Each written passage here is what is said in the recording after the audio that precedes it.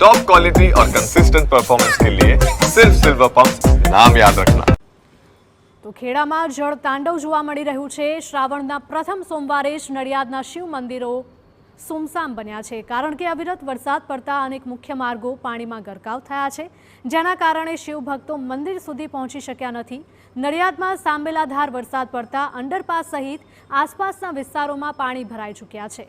24 કલાક બાદ પણ પાણી ઓસર્યા નથી, જેથી લોકોની અવરજવર મુશ્કેલ બની છે। મધ્ય ગુજરાતના સૌથી મોટા માઈ મંદિર નજીકના વિસ્તારમાં પણ પાણી ભરાયેલા છે। જળબંબાકારને કારણે શિવ ભક્તો મંદિરે દર્શનાર્થે ન જઈ શકતા નિરાશ થયા છે। આજે શ્રાવણ માસનો પ્રથમ સોમવાર, દેવાલયોમાં આજે વરસાદના કારણે કદાચ ઓછી ભીડ હશે। આ તો કુદરત છે ભાઈ, કુદરતની આગળ કોઈનું કશું ચાલે નહીં।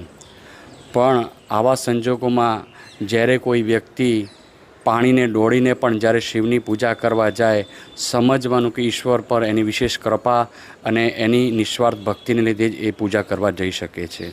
નડિયાદ શહેરમાં ગઈકાલે પડેલા ભારે વરસાદને કારણે નડિયાદ શહેરના જે ગરનાળા છે તે પાણીથી તરબોળ થઈ ગયા છે। મહત્વની બાબત એ છે કે આજે શ્રાવણ મહિનાનો પ્રથમ સોમવાર, દ્રશ્યો બતાવવાનો પ્રયાસ કરીશ।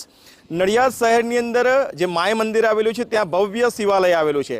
સામાન્ય રીતે શ્રાવણ મહિનામાં ઘણા બધા ભાવિક ભક્તો મંદિરમાં દર્શનાર્થે આવતા હોય છે, પરંતુ દ્રશ્યો બતાવવાનો પ્રયાસ કરીશ કે જે રીતે પાણી ભરાઈ જવા પામ્યા છે તેના કારણે જે ભાવિક ભક્તો છે તે મંદિર સુધી પહોંચી શકતા નથી।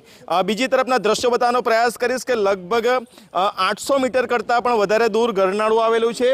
પાણીની અંદર તરબોળ થઈ ગયેલું જોવા મળી રહ્યું છે। જે પશુઓ છે તે અત્યારે ગરનાળા તરફ જતા જોવા મળી રહ્યા છે।